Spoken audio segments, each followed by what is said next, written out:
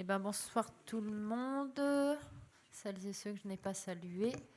Je vous propose qu'on ouvre la séance du Conseil communautaire, le quorum étant atteint. Excusez Jérôme Lejar, Rémi Levotte qui donne pouvoir à Bernadette Le Boisdec, Rolande Le Borgne à Guy Le Foll, Fabrice Evin à Marjorie Berthe, Delphine Kochenec à Christophe Jagu, Gaël Pédron à Julie Cloarec. Excusez Marie-Claude Le Tano-Guégan, les 3 nouveaux conseillers communautaires de la commune de Glomel. Excusez en début de séance probablement Raoul Rioux et Guillaume Robic. Je propose de nommer un ou une secrétaire de séance et en l'absence de l'hôte des lieux, je proposais à Jean-Yves d'être secrétaire de séance en lieu et place de Raoul Rioux. Je tiens à excuser certains élus de notre assemblée qui sont à un rendez-vous important à l'échelle départementale, une rencontre des maires s'agissant de la situation des EHPAD. C'est pour cette raison que nous avons décalé l'horaire également, espérant que certains de nos collègues puissent faire les deux réunions. Donc on verra et sinon ils ne manqueront pas de nous restituer ce qu'il s'est dit. Je souhaitais également à sa demande vous faire part d'un courrier, le courrier de Martine Boignic qui a démissionné et qui m'a envoyé un petit mail avec des propos me demandant de vous lire son courrier. Donc, Madame la Présidente, c'est avec regret et émotion que je me vois contrainte pour des raisons de santé de démissionner de mes fonctions de maire, de conseillère municipale et donc de ma fonction de vice-présidente de la communauté de communes du Kreis Breizh. Je voudrais exprimer toute ma gratitude aux élus communautaires qui m'ont accordé leur confiance en 2020 car ce fut pour moi un honneur de remplir la fonction de vice-présidente à la communauté de communes du Kreis Breizh. Je remercie chaleureusement Madame la Présidente, Mesdames et Messieurs les vice-présidents, Mesdames et Messieurs les élus communautaires et l'ensemble du personnel de la CCKB qui m'ont accompagné au cours de ces 3 années et avec lesquels j'ai eu le plaisir de travailler. Je vous souhaite de poursuivre le travail engagé dans l'intérêt des habitants du Kreis Breizh. Bien sincèrement à vous toutes et tous, Martine. Voilà, je m'étais engagée et puis, comme je disais au bureau communautaire, moi, je ne manque pas d'échanger avec elle. Et puis, comme suite au conseil communautaire, eh ben, je lui enverrai un petit mot et de chaleureuses pensées de sympathie au nom de l'ensemble du conseil communautaire. Vous avez reçu le procès-verbal du conseil communautaire du 25 mai dernier. Non, le 6, oui. 6 juillet dernier. Y a-t-il des commentaires? Y a-t-il des ajouts, des précisions? Non, je n'en vois pas. Eh bien, écoutez, je vous propose que nous passions à l'ordre du jour par quelques chapitres divers et variés pour lesquels je vais avoir l'honneur d'officier. Je m'excuse par avance de monopoliser un petit peu la parole en l'absence de nos collègues vice-présidents. Et je souhaite débuter cette séance par les affaires générales avec une première délibération constatant des créances éteintes. Donc vous trouverez 2 créances que je vous propose que nous éteignions, à savoir une créance d'une dette d'un montant de 3 761,43 € et une autre s'agissant d'un montant de dette de 40 021,89 €. Du coup, comme suite à l'extinction de ces dettes, je vous propose de vous présenter le projet de délibération qui suit, dans la mesure où les décisions modificatives sont les conséquences en partie de ces 2 premières délibérations. S'agissant de la première décision modificative qui est proposée, donc on en a 3 aujourd'hui, une sur les 2 budgets annexes, budget annexe TRAD, budget annexe de l'abattoir et une décision modificative du budget principal. Sur le budget TRAD, il s'agit d'apporter un ajustement comptable de crédit en dépenses de fonctionnement à hauteur de 20 000 €. Sur la décision modificative abattoir intercommunal, donc là nous retrouvons ce que je vous disais précédemment, donc en dépenses de fonctionnement une créance éteinte pour lequel nous abonderons et des ajustements d'amortissement sur la section d'investissement à hauteur de 340 €. Le tout étant, comme d'habitude, compensé par une prise en charge du déficit au BP annexe par le budget général.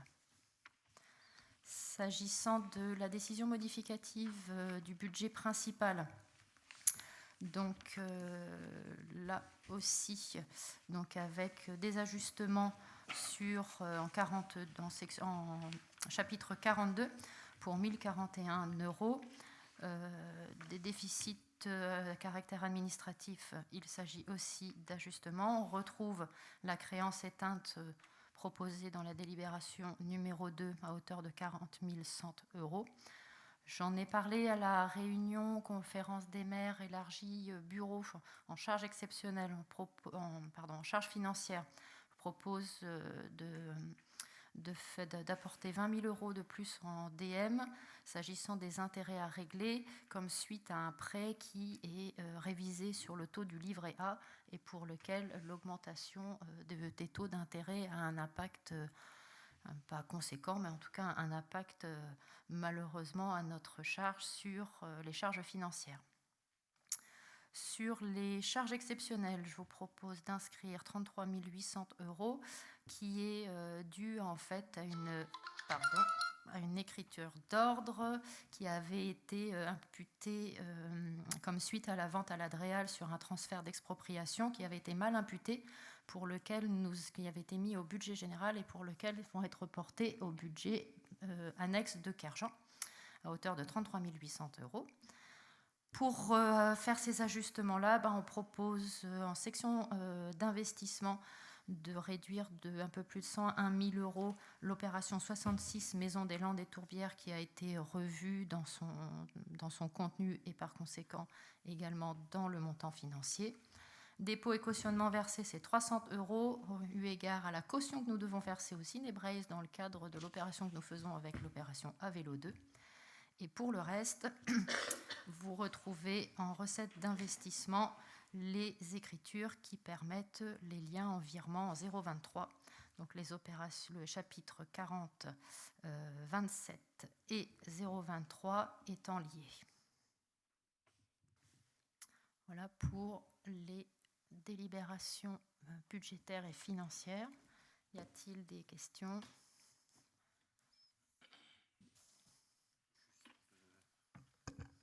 Jean-Yves ? Merci. Juste une précision, puisque cette histoire de Chéreau là, était une histoire ancienne de la communauté de communes, donc c'est Chiraud, pardon, qui effectivement étaient les gérants de la station de gasoil donc, sur la route de Melcarré, et qui tenait aussi le restaurant donc, ouvrier qui avait au bord de cette route. On a eu effectivement de nombreuses relations avec cette personne, avec effectivement au bout d'un moment un constat d'avoir affaire à un véritable escroc. Je le dis de façon très très publique parce que ça a été extrêmement compliqué, et puis il s'est mis dans une situation telle qu'effectivement même en gagnant au tribunal on perd puisqu'il n'y a pas d'actifs. Donc en fait c'était ça la situation. Ensuite cette station a été donc rétrocédée, donc on a obtenu effectivement des subsides donc, sur la gestion et la cession de cet équipement, puisque même le bâtiment à côté a été vendu. Mais évidemment l'affaire Chiraud nous a empoisonné l'existence pendant pratiquement une dizaine d'années. Voilà, je voulais le dire pour que vous sachiez où ça se passe. Alors, quand on dit une créance irrecouvrable, il est aussi clair que ce n'est pas de l'argent qu'on a versé à cette personne. C'est du loyer qui a été inscrit donc, au compte, évidemment, comme vous le voyez dans vos communes, sur ces créances irrecouvrables, qui a été inscrit dans les budgets comme recettes, des recettes qui n'ont pas été donc, effectivement réalisées. Donc en réalité, ça n'a pas coûté d'argent à la commune, mais on n'a pas reçu la recette de ces personnes. C'est une nuance qui mérite quand même d'être précisée, parce qu'on pourrait considérer qu'effectivement, on verse à cette personne une somme de 40 000 €, ce qui évidemment n'est pas le cas.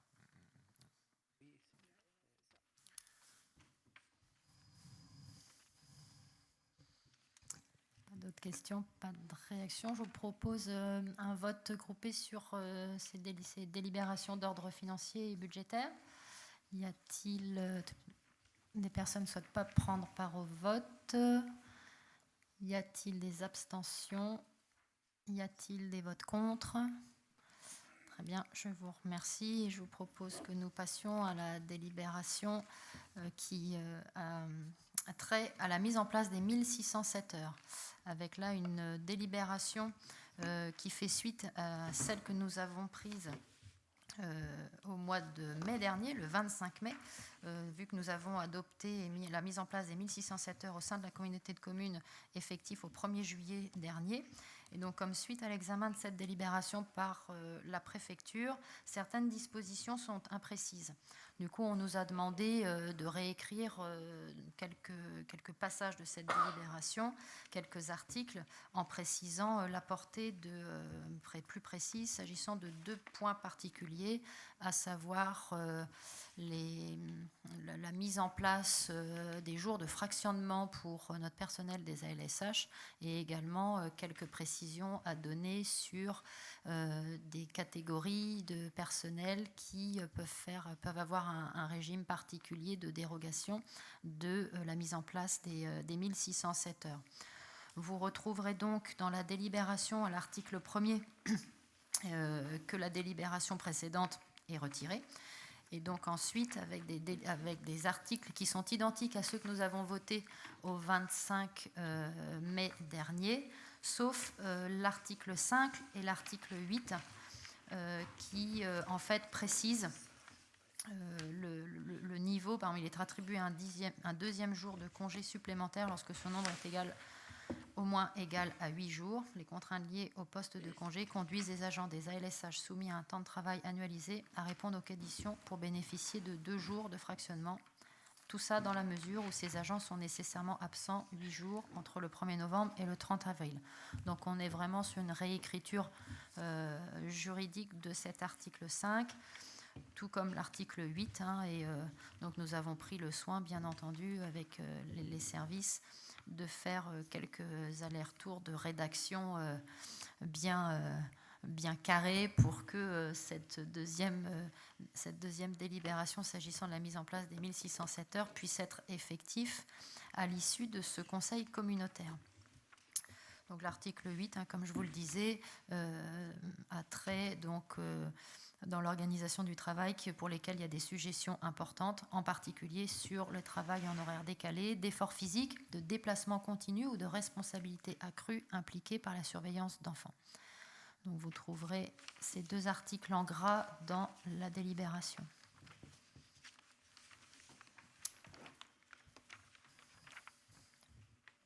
Pas de questions sur cette mise à jour de la délibération préalablement votée.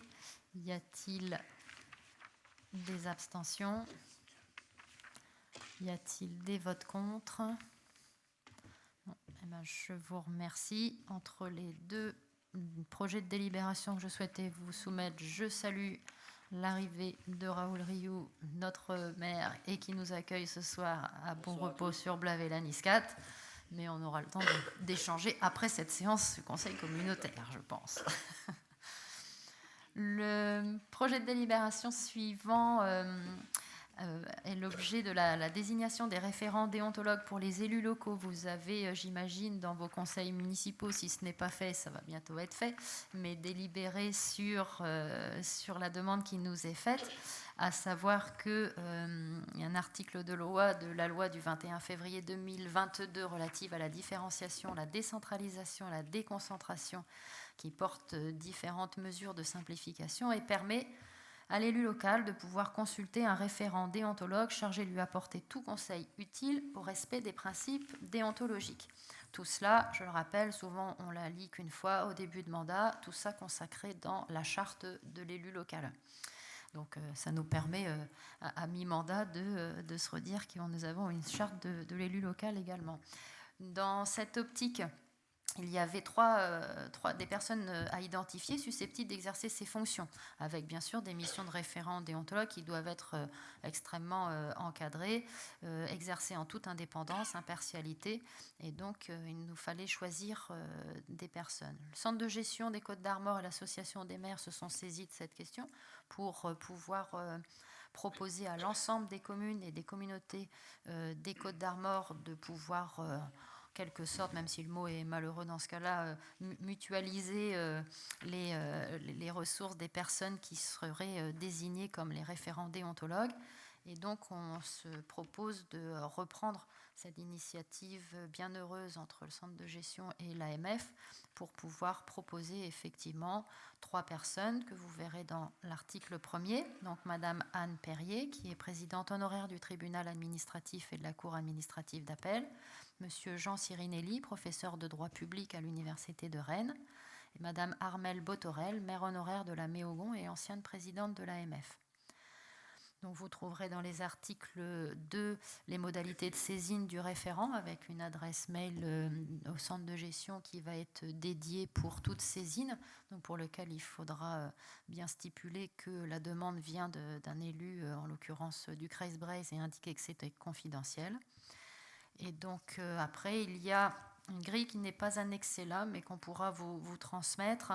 Le référent déontologue est rémunéré selon une indemnité de vacation dont le montant est fixé par le décret, et également des frais éventuels d'intervention tels que de transport et d'hébergement pourraient être pris en charge selon également les conditions d'application des règles de la fonction publique territoriale.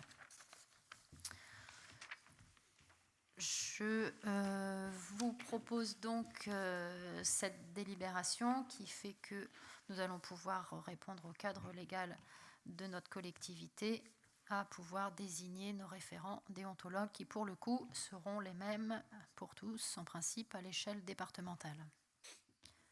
Y a-t-il des questions, des remarques? Alain Guéguin. C'est pas une question, c'est juste une observation. Dans notre job d'élu au quotidien, on peut être confronté pour certains d'entre nous à des conflits d'intérêts. Ça peut exister, ça existe souvent même. Alors le conflit d'intérêts en soi, c'est pas une chose, je dirais, rédhibitoire. La seule chose qu'on demande aux élus, c'est de ne pas le nier. On peut être dans des situations de conflit d'intérêts, mais ce qu'il ne faut pas le faire, en tout cas, c'est de le nier. Donc dans ce sens-là, je fais un peu un parallèle avec la saisine parfois de déontologues pour nous éclairer sur des sujets parfois complexes dans lesquels il peut y avoir un certain nombre d'amalgames et qui au final peuvent se retourner contre nous. Donc ça se fait dans toutes les institutions maintenant. On a délibéré dernièrement au mois de juin au conseil départemental des Côtes-d'Armor pour qu'aussi on puisse avoir cet éclairage et pouvoir par moment, comme on dit, se déporter sur certaines décisions pour ne pas être pris en porte-à-faux avec des décisions justement par la suite ou des postures par la suite ou des positions par la suite qu'on pourrait nous reprocher. Voilà, c'est tout.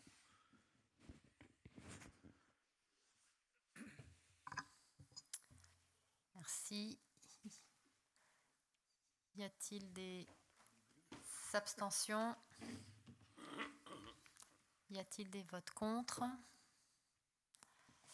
Eh bien, je vous remercie et donc je passe au bordereau suivant, donc culture et vie associative, en passant la parole à Jean-Yves sur les deux délibérations.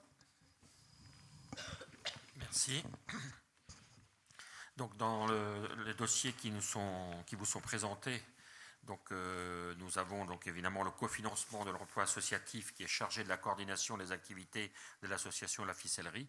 C'est un emploi qui existe depuis de nombreuses années, puisqu'il est financé au tiers par l'association elle-même, le département des Côtes-d'Armor et la commune de Rostronin avec la participation de la CCKB. Donc cet emploi associatif a la particularité de ne pas être bipartite ou tripartite comme le sont la plupart, mais donc quadripartite, puisque la CCKB et donc sur la même base de participation donc du tiers avec Rostronin.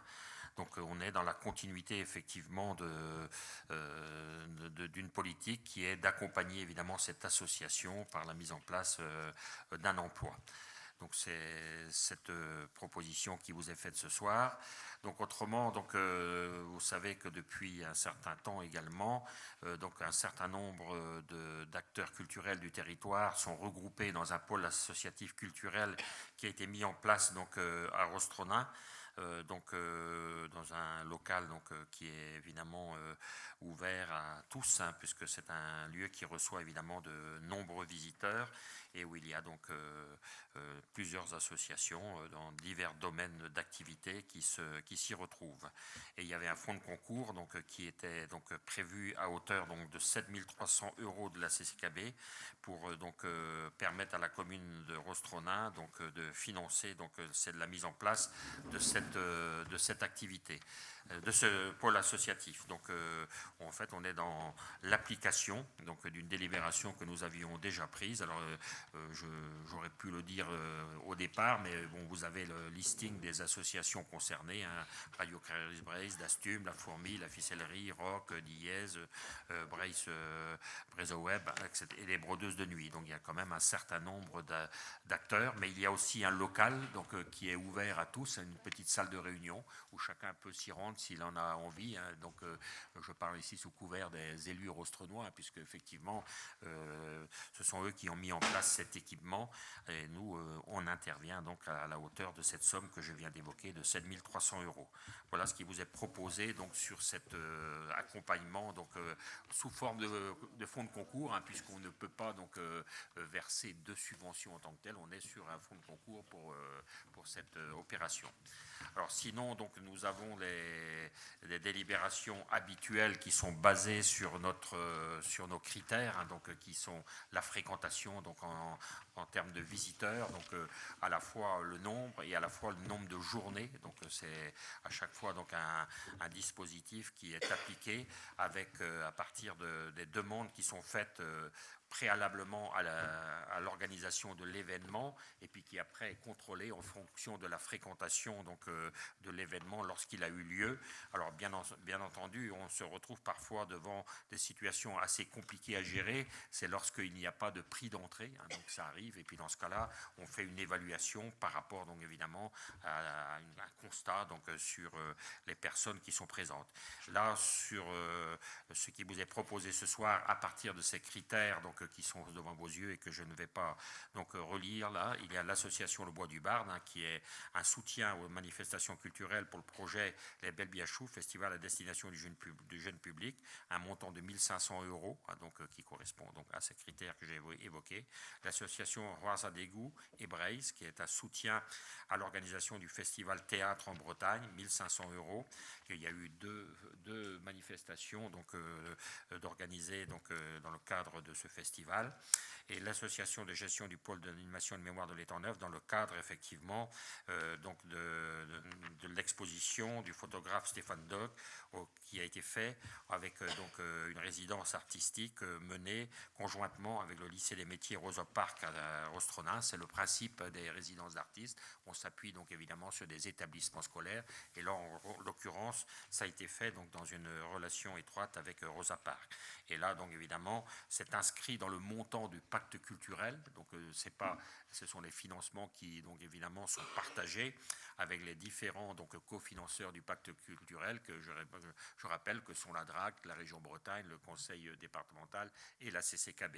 Et donc, on a une enveloppe donc, tout à longueur d'année donc, à pouvoir donc, attribuer à des manifestations qui rentrent évidemment dans les critères de ces différents cofinanceurs, donc parce que évidemment ça répond au projet culturel du pacte. Et là en l'occurrence c'est le cas, donc c'est pour ça qu'il y a cette somme qui sera extraite du montant global donc du contrat du pacte culturel 2023. Voilà donc les trois propositions qui vous sont faites donc, à cette réunion donc, de la communauté de communes du mois de septembre. Et donc évidemment, on aura d'autres dossiers qui viendront. Il y a déjà eu des dossiers de déposés, mais l'instruction n'est pas terminée. Il faut avoir des contacts parfois avec différents acteurs et bien comprendre évidemment les tenants et les aboutissants des différentes sollicitations. Voilà, Madame la Présidente, ce que je vous propose ce soir dans le cadre de la culture et de la vie associative. Merci pour ces présentations. Je vous propose de regrouper ces deux délibérations, mais y a-t-il des réactions, des questions? Je n'en vois pas. Et s'il n'y a pas de volonté contraire, je propose de passer au vote sous forme de bordereau les délibérations culture. Y a-t-il des abstentions? Y a-t-il des votes contre? Eh bien, très bien, je vous remercie et je vais poursuivre avec les dossiers économie et développement du territoire, avec une première délibération qui concerne le dispositif Pass Commerce et Artisanat, donc avec une demande qui nous a été adressée en janvier dernier de Madame Francine Mahé, donc, qui est gérante de la société Le Kumquat à Rostronin, qui emploie aujourd'hui 4 salariés en CDI et un salarié en saisonnier, et qui prévoit de procéder à une mise aux normes et à une amélioration des conditions de travail des salariés, et donc qui à ce titre souhaite réaliser des investissements immobiliers qui sont décrits dans la délibération: tubage pour évacuation de fumée, électricité, plomberie, cloisonnement et remplacement de vitrines, ainsi que des matériels. La communauté de communes donnait d'un avis favorable à Madame Mahé sur le dispositif Pass Commerce et Artisanat pour un montant des investissements éligibles estimé à 27 350 €, pour lequel l'intervention financière s'établirait à 7 500 €, soit 30% des investissements plafonnés à 25 000 €, et bien sûr cofinancés à 50% par la région Bretagne. La Chambre de commerce et d'industrie ayant émis un avis favorable à ce dossier, je vous propose donc que la communauté de communes accompagne la société dénommée le Kumquat et d'accorder à Madame Francine Mahé l'aide de subvention à hauteur maximale de 7 500 €. Poursuivre avec les délibérations économiques, avec une cession de terrain à bâtir à vocation économique à Saint-Nicolas-du-Pélem au Ruellou, avec une zone cadastrée de 3656 mètres carrés, pour lesquels nous avions acté en fait une cession de terrain à Monsieur Lehellet pour la société Plombellec du Pélem, qui finalement n'a pas donné suite, et comme suite au renoncement à l'achat verbalement ensuite puis par écrit, nous avons eu ce terrain à bâtir à nouveau disponible. Une autre demande donc nous a été faite par la société Services Funéraires Mollet, dont l'exercice est exercé à Saint-Nicolas-du-Pélem et qui est représenté par Monsieur Sébastien Bosch.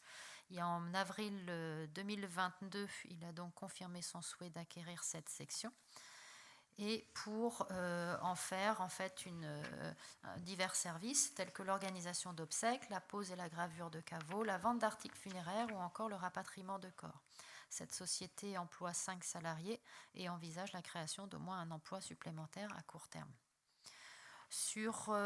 Après échange avec les porteurs de projets, nous avons acté la possibilité de finalement permettre l'implantation de 2 activités sur cette parcelle qui est assez grande, 3656 mètres carrés. Je vous rappelle que la communauté de communes est engagée dans une trajectoire ZAN et dans une trajectoire de réduction d'artificialisation des surfaces, et pour lequel un effort de densification, quand il peut être permis, doit être regardé et engagé.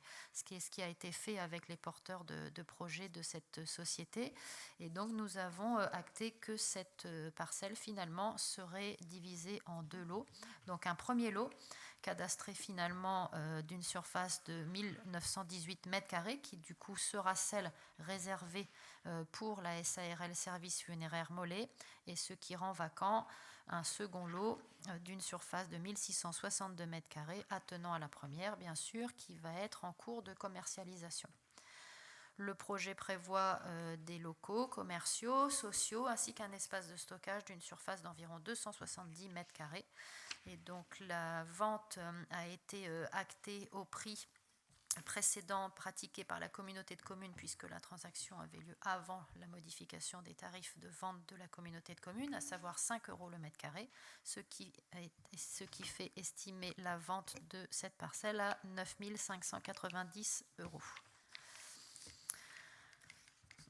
Donc la vente sera confiée à maître Virginie Renaud, notaire à Melcarré et à Saint-Nicolas-du-Pélem, qui pour cette opération est désignée la notaire de la communauté de communes.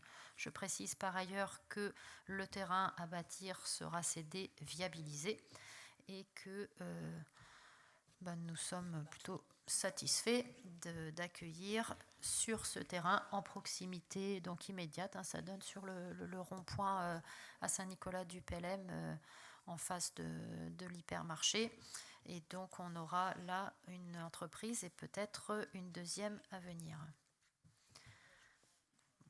Je propose de poursuivre. On reviendra sur les questions que vous avez après cette délibération, parce qu'en fait celle qui suit rejoint celle précédente que je viens de vous décrire, à savoir que nous avons à étendre le réseau de communication électronique et donc la viabilisation de la parcelle que je viens de citer.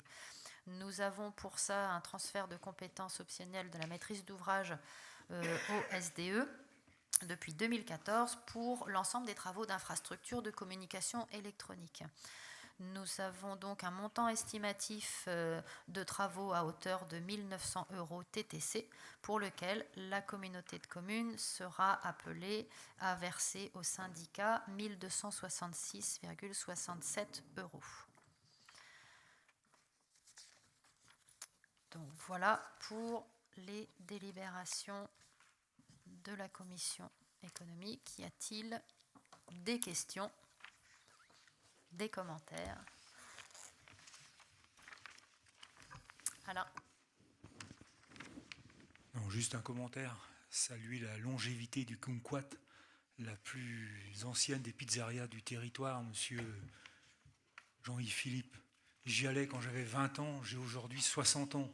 Et elle est toujours là et toujours ouverte. C'est une bonne chose pour le territoire. Il faut saluer cette affaire.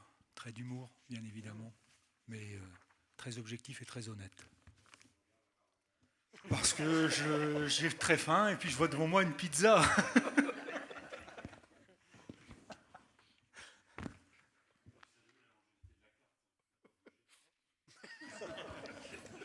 C'est donc une valeur sûre.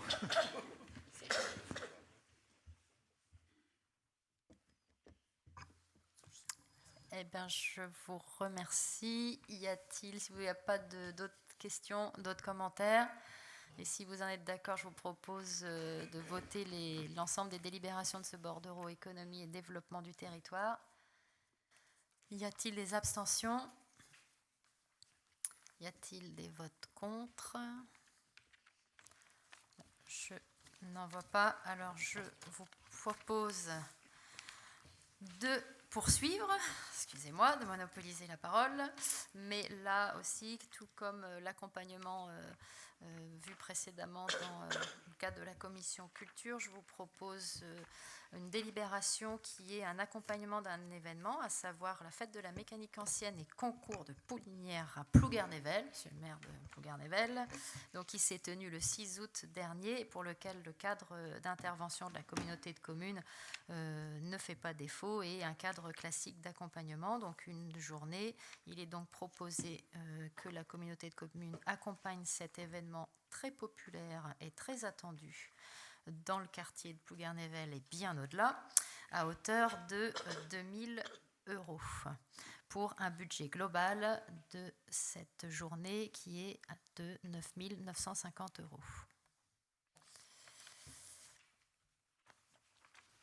Je vous passe la parole, monsieur Guéguin.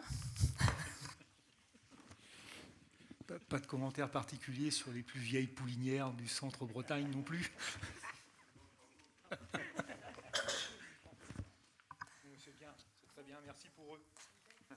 Je vous propose de passer au vote de cette délibération. Y a-t-il des abstentions? Y a-t-il des votes contre? Eh bien, je vous remercie. Je passe la parole à Daniel Lecaire, s'agissant des projets de délibération qui portent les subventions visant à l'amélioration de l'habitat. Donc merci, je vais vous donner un peu, je ne vais pas vous lire toute la délibération. Donc vous savez que la CCKB verse une prime de 500 € sur le gain énergétique, y compris entre 35 et 40%, et une prime de 1 000 € sur le gain supérieur et égal à 40%. Donc aujourd'hui, il est proposé d'attribuer à 4 propriétaires. Donc il y a Melcarré, remplacement de menuiserie, isolation pignon, isolation de combre, installation VMC. À Guarec, un remplacement de menuiserie et géothermie. Il y a Rostrenin, c'est des mises aux normes. Et une autre fois à Rostrenin, remplacement de menuiserie, isolation et murs et rampants et planchers bas, poêles et granulés. Voilà.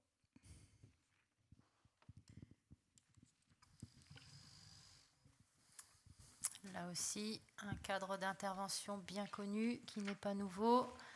Je vous propose de passer au vote de cette délibération d'accompagnement. Y a-t-il des abstentions? Y a-t-il des votes contre? Merci, c'est adopté. Et j'ai vu que Alain Cupsic avait déjà rapproché son micro, donc je lui passe la parole. Bonsoir à tous. Donc, deux délibérations à propos de l'environnement. Donc, pour la première concerne le site Natura 2000 de Complexe de l'Est des Montagnes Noires.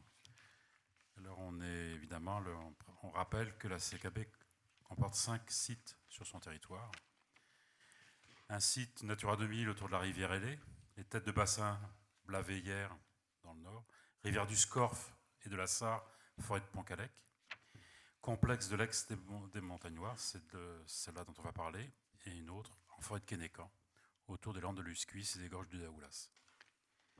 Alors, je ne vais pas vous rappeler la complexité, la démarche de Natura 2000, simplement que nous sommes animateurs et que nous avons besoin d'un prestataire pour réaliser l'élaboration du document d'objectif.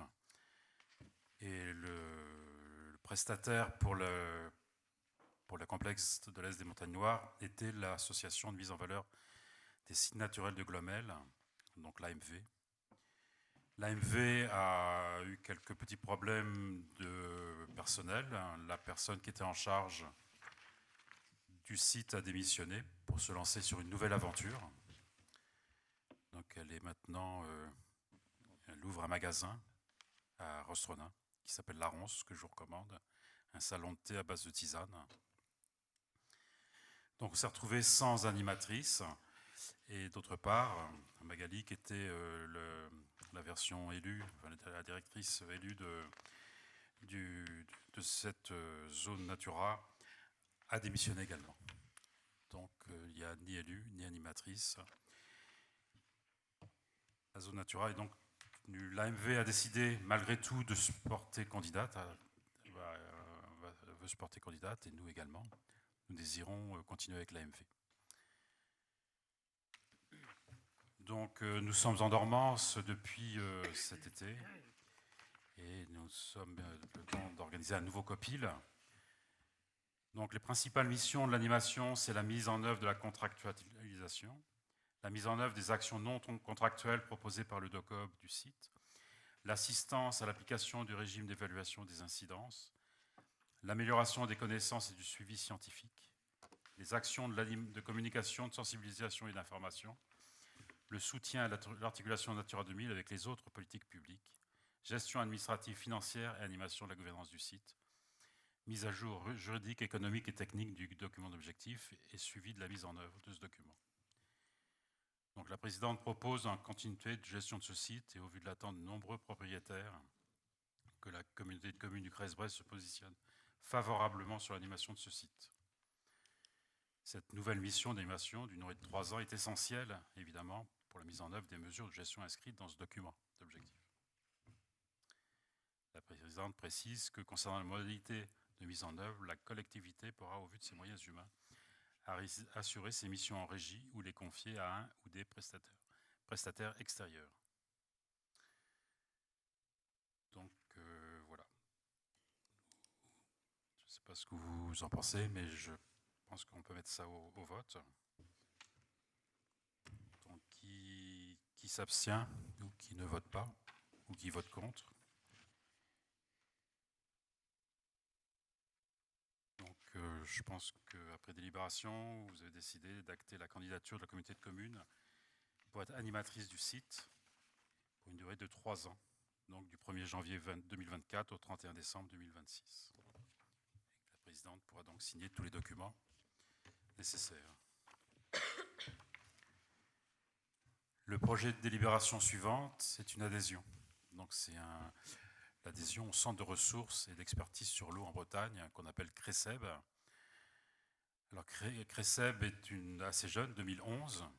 Donc c'est une plateforme d'échange entre acteurs de la gestion intégrée de l'eau sur tous les bassins versants et avec les acteurs scientifiques. Ce groupement d'intérêt scientifique, GIS, vise à faciliter le partage des connaissances et la coopération dans le domaine de l'eau en réponse à un enjeu fort, l'appropriation sociale des sciences pour la prise de décision et l'action publique. Donc le CRESEB, j'y participe déjà. J'ai assisté à plusieurs journées de séminaires et puis de webinaires aussi qu'ils font régulièrement. Le prochain, par exemple, s'intitule « Comprendre l'intermittence des cours d'eau en Bretagne ». Donc ce sont des webinaires de 2 heures, animés par des scientifiques qui nous expliquent un petit peu, là sur ce thème-là, les cours d'eau en Bretagne disparaissent et renaissent également. Donc on s'interroge, est-ce que c'est lié à l'homme? Est-ce que c'est lié à la géologie? Donc je pense qu'on aura des réponses. Pour ceux que ça intéresse, le 22 septembre à 14 h, un webinaire. Donc il y a 3 instances, alors il y a 49 membres, etc. Je ne vais pas vous décrire toute l'organisation. Donc dedans, il y a l'État, il y a l'OFB, le Conseil régional de Bretagne, et sinon énormément d'établissements scientifiques, l'INRAE, le PRGM, l'Université de Rennes, Ifremer, l'Institut d'Agro, l'Université de Bretagne Sud et de Bretagne occidentale, évidemment. Donc, pour fonctionner, 3 instances, un conseil de groupement, un bureau qui définit la stratégie et les orientations, un bureau du groupement qui a la responsabilité de la mise en œuvre opérationnelle et un comité scientifique qui propose les orientations. Suite à la mise en place de la compétence GEMAPI, la plupart des intercommunalités ont fait le choix d'exercer la compétence en régie. C'est le cas de notre communauté de communes. Donc, la CKB peut donc faire partie du collège acteur de la gestion intégrée de l'eau. La compétence GEMAPI concerne de nombreuses problématiques présentes sur le territoire qui nécessitent l'appui de scientifiques spécialisés. On peut citer les cyanobactéries, la continuité écologique, la sédimentation des plans d'eau. Le travail réalisé par le CRECEB, par le développement d'outils de médiation et de vulgarisation de phénomènes scientifiques sur le territoire permettra une meilleure compréhension. Donc le CRECEB souhaite aujourd'hui intégrer de nouveaux membres afin d'inclure au maximum tous les nouveaux acteurs, dont nous. Donc il convient de procéder à la désignation de représentants de la CKB au sein de ce comité, de centre de ressources, pardon. Donc il faut un titulaire ou une titulaire et un représentant suppléant ou une représentante suppléante. Donc je ne sais pas si des gens ont envie de s'intéresser à la connaissance de l'eau sur notre territoire. Je veux bien me proposer, si personne ne le veut, comme représentant titulaire. Et j'ai besoin d'un suppléant, d'une suppléante.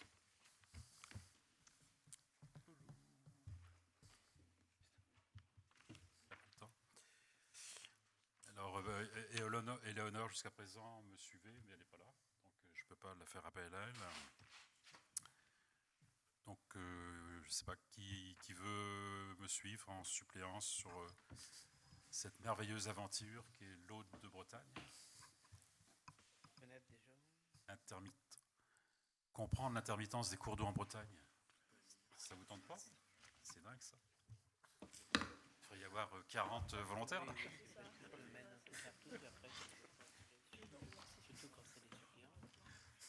Alors, M. Cupsig, vous trouvez un suppléant ou... Qui me regarde le premier? Vous avez l'intention qu'on... T'as dit oui. Pierrick, allez, réglé. Merci Pierrick. Donc, il faut délibérer, évidemment. Donc, qui s'abstient ou qui ne veut pas voter ou qui vote contre cette adhésion? S'il vous plaît, une petite question qui dit adhésion, dit cotisation, point d'interrogation. Oui. T'es surprise de ne pas voir le montant? Et je pense que c'est gratuit. Ah, tu regrettes maintenant? C'est pour ça qu'il fait durer le plaisir. Tu regrettes de ne pas être venu. Enfin, j'y vais depuis 1 an et je n'ai pas payé. C'est une régularisation. Peut-être que la CKB va recevoir un rappel.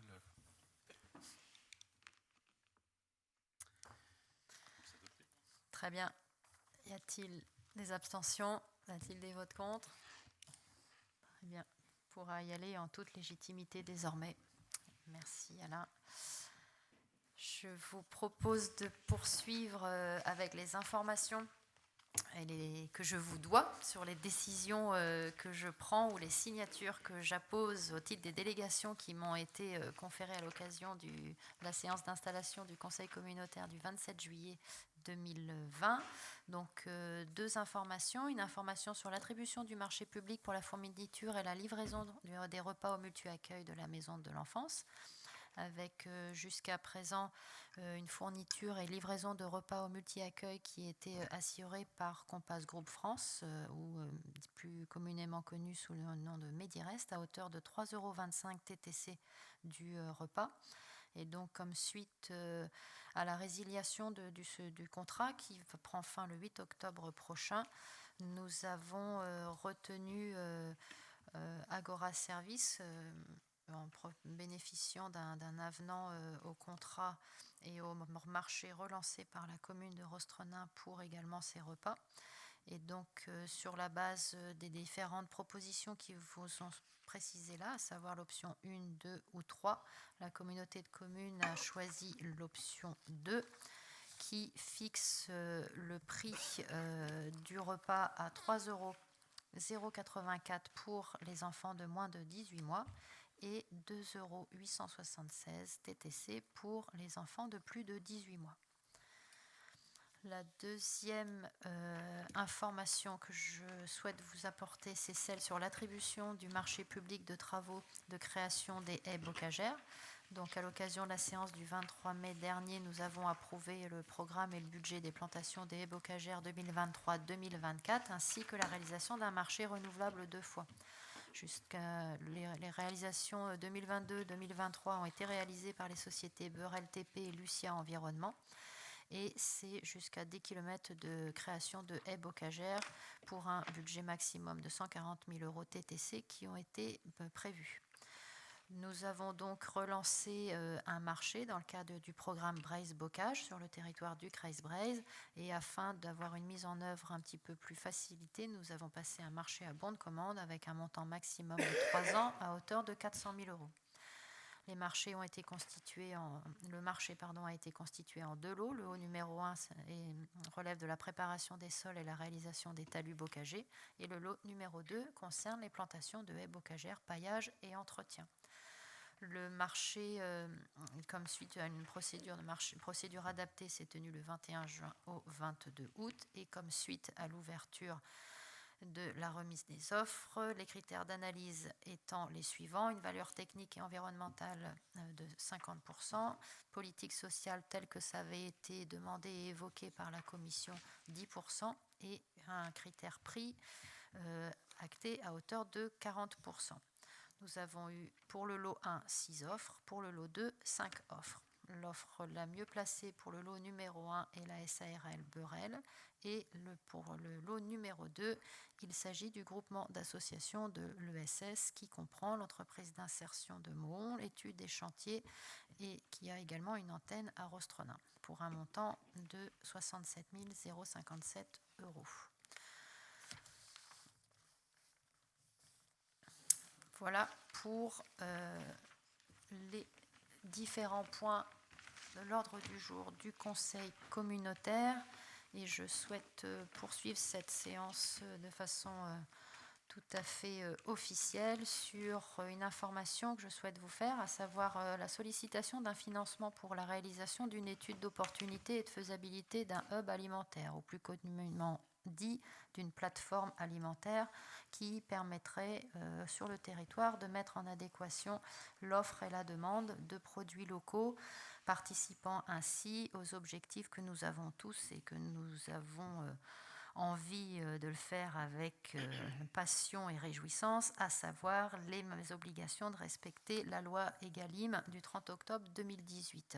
Je le dis en souriant, mais c'est une affaire tout à fait sérieuse, dans la mesure où chacune dans nos collectivités,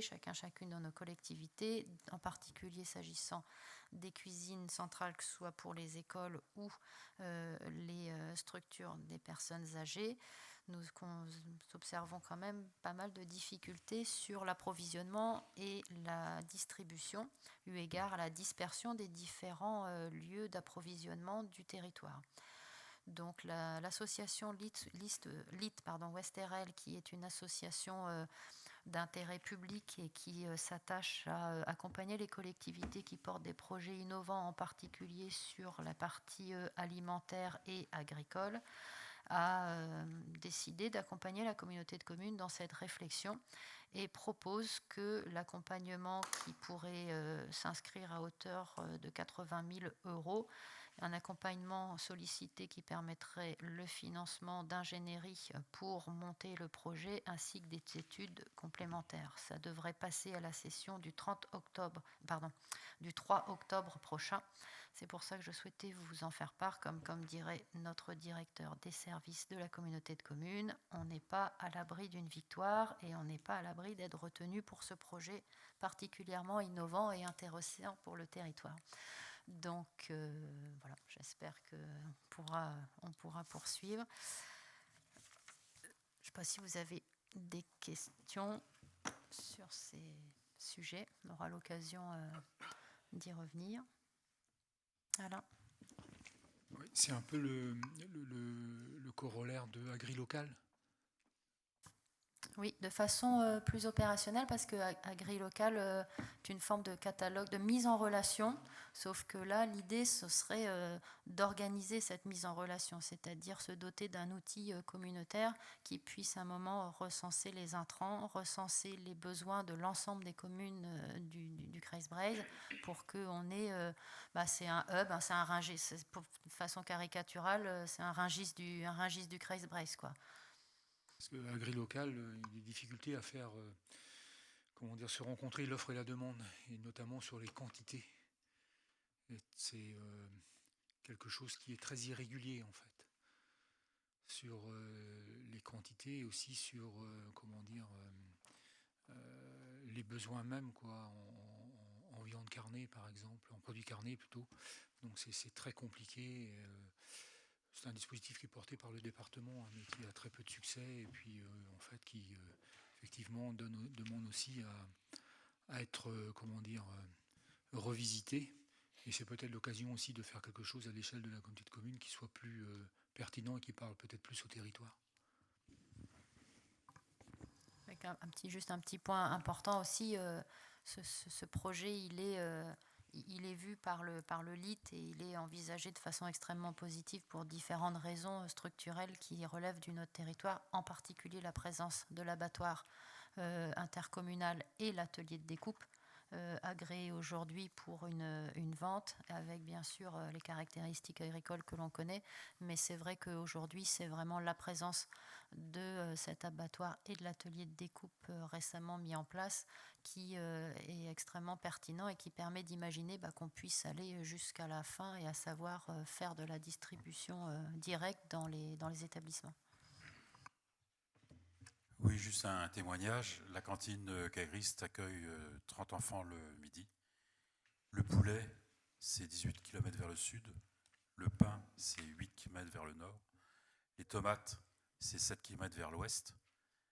Et quand on a besoin de poulet, c'est 3 poulets.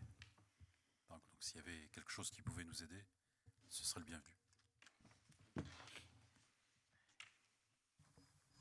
Et pour en avoir un petit peu échangé de façon informelle avec les organisations et les associations agricoles du territoire, dont les préoccupations majeures aujourd'hui sont l'installation et la transmission, sans connaître les détails précis du projet, ils s'accordaient à dire que ça donnait aussi un argument avec un outil comme celui-ci sur le territoire, ça pouvait aussi donner un argument supplémentaire pour des installations et des reprises d'entreprises, dans la mesure où il y avait des débouchés et une filière très bien organisée à l'échelle locale. Donc voilà, je trouvais intéressant de vous dire que déjà les chercheurs de l'INRAE et toute l'équipe du LIT Ouest Territoire en particulier qui travaille sur l'élevage avaient trouvé cette envie d'aller plus loin dans la filière innovante et intéressante, et que sur un projet qui pourrait peut-être être proposé à hauteur de 80 000 €, nous serions vraisemblablement accompagnés à 80% sur cette opération. Voilà. Sans transition, je souhaite également que nous discutions, et en tout cas que nous portions la voix du Kreis Breizh de façon unanime s'agissant de la situation du centre hospitalier de Carhaix, et particulièrement la situation des urgences. On en a parlé ici plusieurs fois, c'est donc un sujet qui revient, ce qui n'est pas du tout de nature à rassurer les élus, la population et l'ensemble des professionnels de la chaîne du soin et des secours du territoire, plus largement le territoire du Pays COB.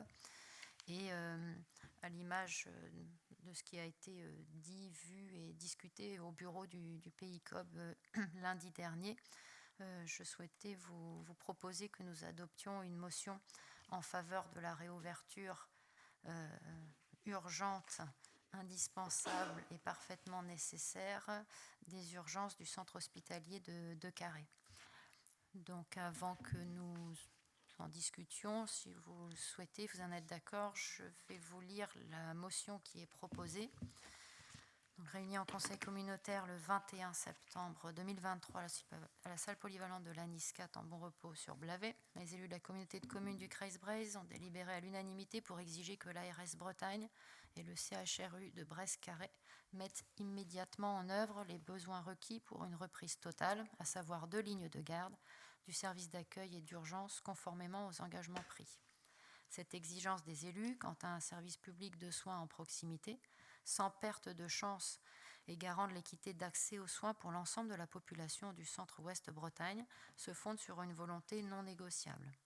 Cette demande correspond d'ailleurs aux engagements du projet régional de santé 2023-2028 de l'ARS Bretagne qui spécifie maintenir un accès aux soins urgents de la population en moins de 30 minutes. Conforter la stratégie de réduction des inégalités sociales de santé et répondre au plus près des besoins du patient. Cette motion reprend également l'engagement conjoint de la Direction générale de l'ARS Bretagne et de la Direction générale du CHRU de Brest-Carré de reprise du fonctionnement continu des urgences de Carré à compter de septembre 2023, après la régulation systématique de l'accès aux urgences du site hospitalier de Carré en juillet et août dernier. Les élus attendent dès maintenant des décisions pour éviter toute rupture de parcours de santé pour la population du pays du centre-ouest Bretagne. Il rappelle également de l'absence d'un service d'accueil et d'urgence en continu, savoir 24/24, des fois c'est bien mieux de le préciser, sur Carré, engendre un défaut de prise en soins correspondant à 25% de l'activité des urgences.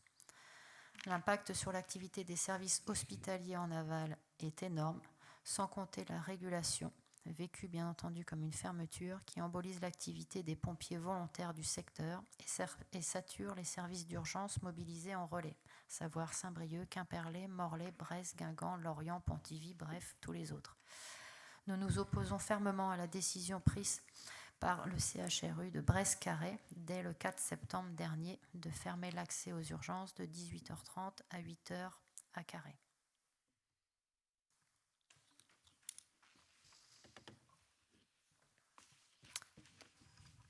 Voilà. Oui, cette affaire, c'est un peu le sujet prégnant de l'été, hein. Mais pas que sur le pays du centre-ouest Bretagne, hélas, dans nombre de départements français et dans nombre d'établissements en Bretagne et dans nombre d'établissements en Côte d'Armor, hein, puisque les urgences ont été régulées, c'est-à-dire tout simplement fermées, hein, l'accès direct en de nombreux endroits. Sur le site du CHU Brest-Carré, il y a en tout et pour tout 54 médecins urgentistes. Sur les 54 médecins urgentistes, 12 aujourd'hui sont en arrêt. Principalement des gens qui avancent dans l'âge, hein, parce que c'est sans doute un métier usant, difficile, et parce qu'ils ont tout simplement aussi le droit d'être malades comme tout à chacun. Et puis, ils ne sont plus, remplacés par des médecins qu'on appelle des mercenaires, hein, ceux qui étaient grassement rémunérés pour des périodes de 24 heures, puisqu'ils pouvaient être rémunérés jusqu'à 5, 6, 7 fois plus que leurs confrères. Personnel permanent du CHU. Donc c'est la loi Rist qui a bloqué la rémunération de ces médecins intérimaires à hauteur d'à peu près 1270 ou 1300 euros par mois. Donc ça c'est un vrai sujet aussi. Mais je pense et je continue à penser que ce blocage de la rémunération des praticiens est tout simplement et reste souhaitable. Maintenant, quand on a dit ça, c'est comment on s'organise, et comment on s'organise notamment sur un territoire identifié hyper-rural, comme le pays du centre-ouest Bretagne, avec un certain nombre d'indicateurs de fragilité, hein, parmi lesquels un vieillissement plus important de la population qu'ailleurs, ou une part de personnes âgées, en tout cas de 75 ans et plus importante dans la population totale qu'ailleurs, un habitat diffus, hein, puisqu'on nous sommes ici sur un territoire ou à forte dominante rurale, où l'habitat est donc largement dispersé dans cette ruralité. Beaucoup de nos concitoyens sont aussi peu mobiles, voire pas mobiles du tout. Et puis, malheureusement, on constate qu'un certain nombre de nos concitoyens sont aussi économiquement fragiles, et on sait qu'il y a une corrélation entre l'argent dont on dispose et la consommation de soins. Plus on dispose d'argent, plus on consomme du soin. Il faut savoir aussi que Carhaix, le site carrésien du CHU, c'est le seul établissement médecine chirurgie obstétrique présent dans ce vaste territoire, et qu'il n'y a pas d'alternative en matière d'offres privées, c'est-à-dire qu'il n'y a pas de clinique. Et dès lors que cet établissement-là ne fonctionne pas bien, ou n'est plus là, eh bien, il faut faire 40, 50, 60 km pour pouvoir se diriger sur un établissement hospitalier. Donc vous voyez bien, eu égard au profil de nos populations, que ce sont forcément les plus vulnérables, c'est-à-dire les personnes âgées, les personnes isolées, les personnes économiquement fragiles et les personnes peu mobiles, voire pas mobiles du tout, qui ont des difficultés à accéder aux soins, et qui au mieux décaleront leurs besoins de soins, au pire y renonceront, avec tous les effets délétères de morbidité, voire de mortalité que ça peut entraîner. Un exemple, lorsqu'on habite Melcarré et qu'on n'a qu'un scooter, on ira sans doute se faire soigner à l'hôpital de Carhaix si on a besoin d'y aller. Je doute qu'on aille à Guingamp, à Lorient, à Saint-Brieuc, à Brest ou Rennes en scooter. C'est ça la réalité. Et il faut savoir que 25 000 à 30 000 de nos concitoyens qui vivent sur le territoire du centre-ouest de Bretagne sont potentiellement vulnérables. C'est pour cela, avant tout, qu'il faut effectivement penser l'organisation des soins, et qu'il faut aussi défendre un établissement comme Carhaix, qui, au-delà du service d'urgence, a aussi un certain nombre de services actifs qui font que c'est aujourd'hui ce qu'on appelle un établissement de proximité, mais de plein exercice. Alors ce qu'on demande, ce n'est pas de l'excellence dans le domaine de la chirurgie, par exemple. On ne fera jamais de chirurgie cardiaque à Carhaix ou de neurochirurgie, mais on peut très bien réduire une fracture d'un bras qui est considérée comme n'étant pas complexe. On peut très bien opérer d'une appendicite. On peut très bien se faire opérer d'une hernie en proximité. Il n'y a pas besoin pour cela d'aller dans un centre d'excellence. Donc c'est ce qui est demandé lorsqu'on réclame un hôpital de plein exercice. Alors la situation des urgences, effectivement, cet été, sujet aussi qui impacte les autres établissements, puisque dès lors que l'activité ne peut pas être assurée en proximité, les patients sont transférés vers d'autres hôpitaux. Et le service départemental d'incendie et de secours des Côtes-d'Armor est en train de faire le bilan, justement, des déplacements supplémentaires engendrés par les VSAB dans nos casernes de proximité, parce que les urgences sur Carhaix n'étaient pas ouvertes. Et l'exemple de quelqu'un qui se fracture un pied, me semble-t-il, de la région de Melcarré, qui est régulé via le 15 vers Saint-Brieuc. Une suractivité à Saint-Brieuc, on lui dit ben non, écoutez, on ne peut pas vous prendre, c'est pas possible. Nouvelle régulation, on lui dit direction Lannion. Arrivé à Lannion, on lui dit c'est pas possible, il y a trop d'activité. Nouvelle régulation, ils finissent à Lorient. Et à Lorient, la personne est acceptée aux urgences pour la réduction d'une fracture au pied. Donc le VSAB, il a circulé pendant 3-4 heures. Or, ici, dans nos casernes, nous avons des sapeurs-pompiers volontaires qui ont un exercice professionnel. C'est différent des sapeurs-pompiers professionnels, dont c'est le métier, et qui, en dehors de la caserne, ont du temps libre. Pour nos sapeurs-pompiers volontaires, ce n'est pas le cas, ils travaillent, ils assument leur garde. Et puis pour le contribuable que nous sommes, costarmoricains, et le contribuable de l'EPCI aussi, parce que le SDIS est financé par la communauté de communes ou les communautés d'agglo et par le département, ça a forcément un coût. Et puis, l'activité qui n'est pas assurée par les urgences de Carhaix, c'est une perte de marché. C'est-à-dire qu'on estime à peu près, c'est dit dans cette motion, que 25% de l'activité du centre hospitalier de Carhaix est liée à l'activité des urgences. Et que donc, ça fait fonctionner ce qu'on appelle les lits d'aval dans des services actifs.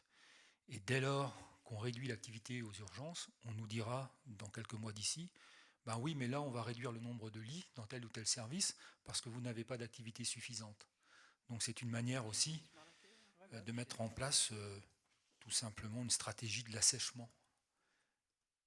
Alors pour finir, nos populations ici sur le centre-ouest Bretagne, elles ont droit effectivement à un accès aux soins de qualité et en proximité, ce qui apparaît tout simplement dans le PRS, Programme régional de santé 2023-2028, qui n'est autre qu'une déclinaison des priorités de santé pour la région Bretagne et qui ensuite se décline en programme territorial de santé, puis ensuite en contrats locaux de santé, en tout cas en partie. Donc il ne sert à rien d'afficher des grands principes dans des beaux documents de 200 pages, et dans la réalité, eh bien, c'est tu te démerdes pour avoir accès aux soins comme tu peux, et si tu peux pas, eh ben, tu restes dans ton coin et tu morfles. Parce qu'au bout du bout, c'est ça. Donc on peut citer Carhaix, mais on peut citer aussi Pontivy, parce que Pontivy, les urgences sont par moments aussi régulées, donc fermées. On peut citer Guingamp, qui est menacé aussi dans d'autres disciplines, la maternité, mais pas que, la chirurgie H24, puisque manifestement on n'y ferait plus que de l'ambulatoire. Donc tout ça participe d'un tableau peu reluisant de l'accès aux soins sur un territoire déjà où c'est compliqué. Et puis ne pas avoir d'offres hospitalières en proximité, c'est aussi forcément impacter l'attractivité médicale des territoires en médecine libérale. Les jeunes praticiens qui s'installent dans les territoires, ils veulent des réponses expertales. C'est-à-dire qu'ils veulent avoir un cardiologue, ils veulent avoir un pneumologue, ils veulent parfois avoir un chirurgien, tout simplement, parce que la médecine d'aujourd'hui, elle ne se fait plus comme ça faisait à l'ancienne, où le médecin de famille, il faisait tout. C'est plus comme ça. Donc forcément, s'il n'y a pas d'établissement, s'il n'y a pas de réponse spécialisée, eh bien, ça impacte aussi la capacité de nos jeunes praticiens à s'installer dans un territoire qui là aussi souffre de la démographie en médecine libérale. Donc voilà, moi, c'est tout simplement quelques éléments que je peux verser à cette motion qui va dans le bon sens et que je vous invite bien évidemment à soutenir, à voter avec conviction.